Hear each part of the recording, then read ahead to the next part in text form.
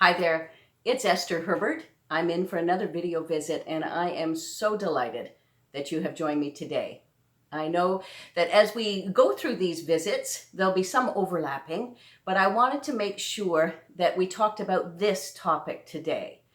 It's something that's near and dear to me because I've struggled with it most of my life. It's feeling comfortable in your own skin. Now, as you might recall, I grew up in a family of four kids. I was the baby.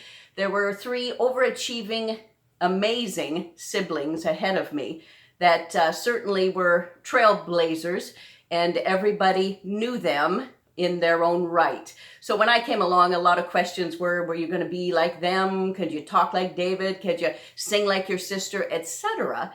And I found it kind of suffocating because I didn't really know who I was.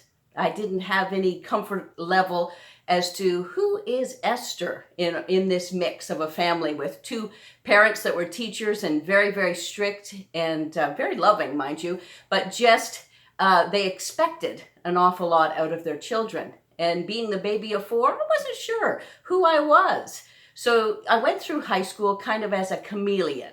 So no matter where I went or who I talked to, I could just kind of morph or mold into whatever they needed. And I was very popular that way. And that's great. But there is a downside to that because I had a lot of masks.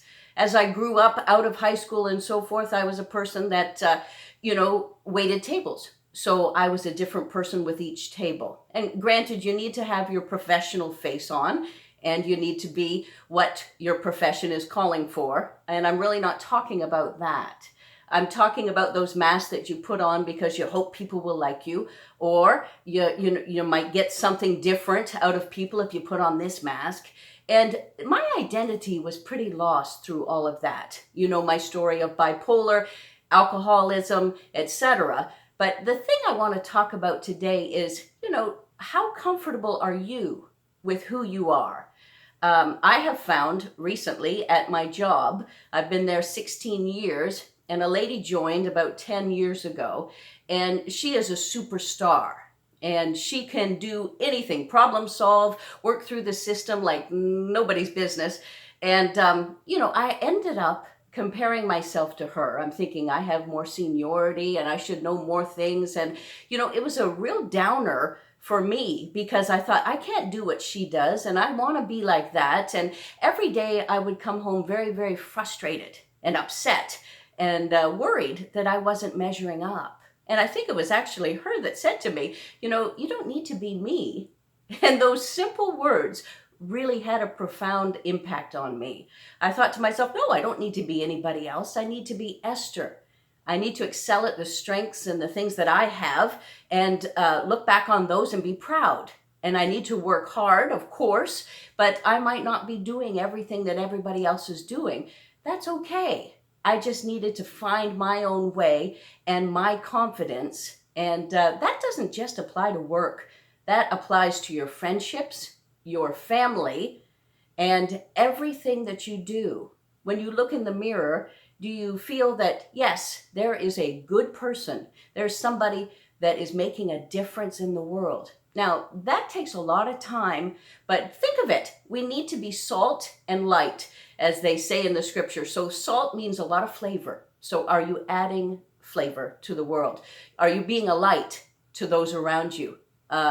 If you do those two things, you'll feel better about who you are and what you're called to do. And I understand very well we're all in different stages. So I want to encourage you that no matter what stage you're in, you can make a difference in this world. And you can do that by looking at yourself and saying, I like who I am. I can be comfortable with who God made me to be. And that is huge. So I want to encourage you to do that if you can. And remember, I saw this as a meme, and it says, if you can be anything in the whole world, be yourself. And I think to myself, that is a wonderful thing to say. Thank you so much for joining me today. I believe your mental health will improve the more that you think highly of yourself and your role in this world. I really believe that for you. So God bless, and remember to check out my YouTube channel. Join, subscribe. I'd be delighted. Thank you so much.